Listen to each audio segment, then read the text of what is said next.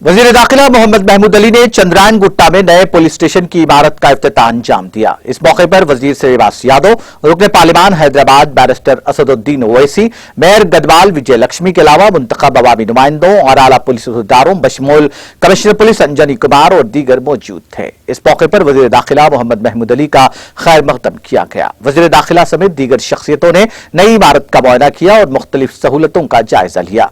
वजीर दाखिला ने तकरीब से खिताब करते हुए हुकूमत की जानिब से महकमा पुलिस को असली बनाने और नई इमारतों की तामीर से मुतालिक इक़दामात की सताइश की। वहीं वज़ीर दाखिला ने कहा कि रियासती हुकूमत ने महकमा पुलिस में 33% ख़वातीन तहफ़्फ़ुज़ात को भी यकीनी बनाया है और मुख्तलिफ ख़वातीन को पुलिस महकमे में भर्ती का अमल जारी है।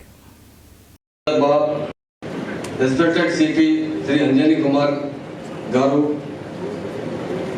Shri Anil Kumar garu additional commissioner, Shri DS Chauhan, आज चंद्रायन गोटे में पुलिस स्टेशन का इनाग्रेशन हुआ है। तेलंगाना बनने के बाद काफी पुलिस स्टेशन बनाए जा रहे हैं, क्योंकि तेलंगाना बनने से पहले सारे अवाम में, सारे लोगों में कुछ डाउट्स थे। तेलंगाना बनेगा तो लैंड ऑर्डर किस तरह कंट्रोल होगा, क्योंकि तेलंगाना बनने से पहले स्टेट का लैंड ऑर्डर इतना अच्छा नहीं था। हमेशा क्रिमिनल राइट्स हुआ करते थे, नेक्सलिज्म का दौर था। लोग समझते थे कि तेलंगाना बने तो नेक्सलिज्म को किस तरह कंट्रोल करेंगे। उसी तरह बहुत बड़ा प्रॉब्लम करंट का था। कई लोग सवाल करते हैं कि भाई तेलंगाना बनेगा तो करंट किस तरह मिलेगा, और फार्मर्स बहुत से सुसाइड करते थे। जब हमारे चीफ मिनिस्टर साहब उस वक्त जब पार्टी के सदर थे, कई बार दिल्ली में जो पार्लियामेंट के अंदर जो पार्टी नुमाइंदगी करते थे, तकरीबन 33 पार्टियों से मुलाकात किए थे।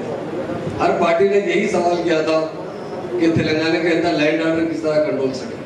लोग कहते थे कि पावर किस तरह देंगे, किसानों को किस तरह खुशहाल बनाएंगे। और आज हमारे तेलंगाना में लैंड ऑर्डर काफी नंबर 1 तरीके से चल रहा है। जिस वक्त तेलंगाना मिला उस वक्त हमारे DGP साहब कमिश्नर थे, और आज DGP मुसलसल कोशिश करते हैं कि हमारे हैदराबाद और तेलंगाना के अंदर नेक्सलिज्म का खात्मा हो, लैंड ऑर्डर अच्छी तरीके से कंट्रोल हो।